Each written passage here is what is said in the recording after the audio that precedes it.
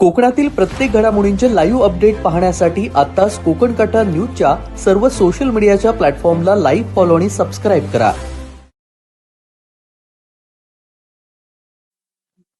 नमस्कार.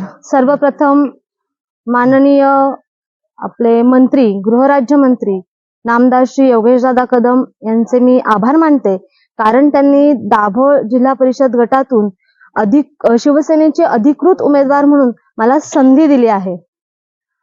आपल्या पंचायत समितीच्या 2 गणातनं म्हणजे दाभोळ गणातनं नम्रताताई तोळणकर उभ्या आहेत, तसेच बुरुंडी गणातनं अंकिताताई गुबळे उभ्या आहेत. आम्ही शिवसेनेचे अधिकृत उमेदवार आहोत आणि आमची निशाणी धनुष्यबाण आहे.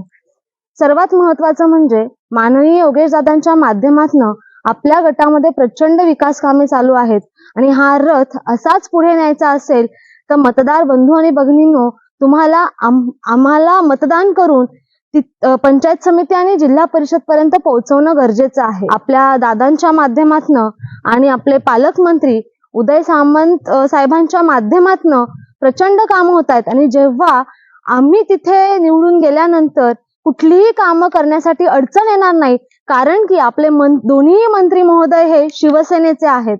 जेव्हा एक साखळी कंप्लीट होते तेव्हा विकास कामं होण्यासाठी अडथळे निर्माण होत नाहीत.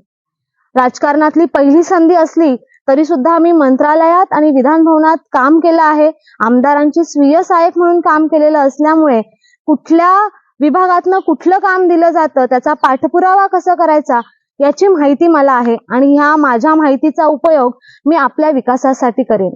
दादांच्या माध्यमातून आपल्या विधानसभा क्षेत्रामध्ये पायाभूत आणि मूलभूत सुविधांचा विकास प्रचंड प्रमाणात सुरू आहे. हा जो प्रवास आहे, हा जो रथ आहे, हा असाच पुढे जाण्यासाठी त्यांचे हात बळकट करण्यासाठी सर्व शिवसेनेचे अधिकृत उमेदवार हे जिल्हा परिषद आणि पंचायत समितीतले जेवढी काय आमचे अधिकृत उमेदवार आहेत शिवसेनेचे, हे निवडून जाणं गरजेचं आहे. आपल्या माननीय सन्माननीय रामदास भाईंच्या माध्यमातून प्रचंड कामं झाले आणि त्यांचाच वारसा दादा पुढे चालवत आहे आणि हाच वारसा पुढे चालवण्याची संधी दादा आम्हाला देत आहेत. परंतु ही संधी मतदार बंधू आणि भगिनींनो तेव्हाच सत्यात उतरेल जेव्हा तुमचे मतरूपी आशीर्वाद आम्हा सर्वांना मिळणार आहेत. त्यामुळे शिवसेनेच्या सर्व अधिकृत उमेदवारांना तुम्ही भरघोस मतांनी विजय करा अशी मी तुम्हा सर्वांना विनंती करते. माननीय मंत्री महोदयांच्या माध्यमातून आपल्या क्षेत्रामध्ये मूलभूत आणि पायाभूत सुविधांचा विकास होतो आहे आणि तो असाच होत राहणार आहे. त्याला पाठबळ देण्यासाठी आम्हाला निवडून देणं गरजेचं आहे.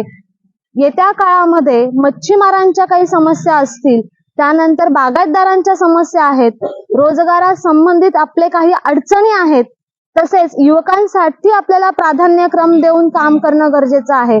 आपलं जे क्षेत्र आहे हे पर्यटनासाठी सुलभ आहे, पण त्या दृष्टिकोनातून पुढे जाण्याची गरज आहे.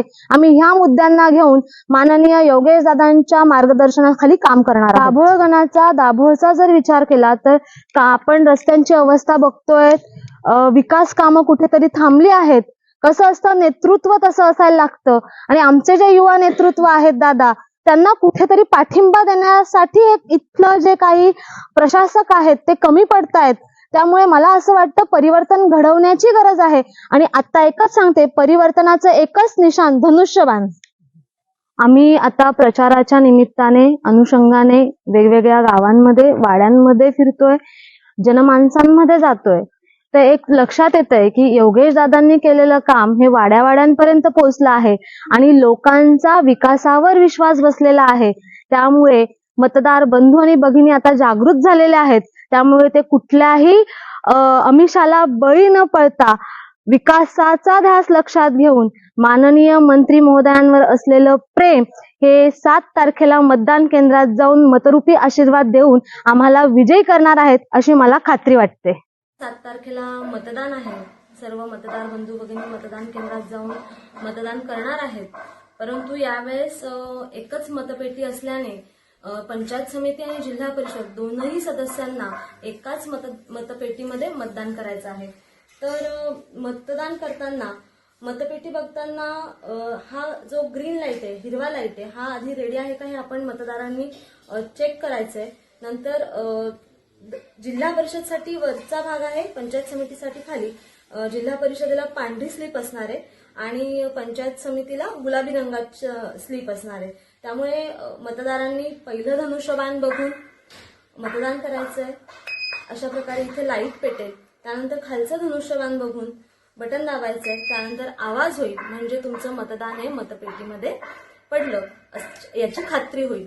त्यामुळे एकच मशीन असल्यामुळे सगळ्यांनी काळजीपूर्वक मतदान केलं तर मत बाद होण्याची शक्यता कमी होईल.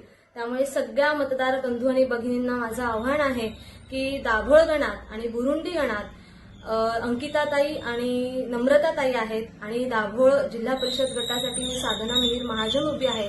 आमच्या तिघींचंही चिन्ह धनुष्यबाण आहे.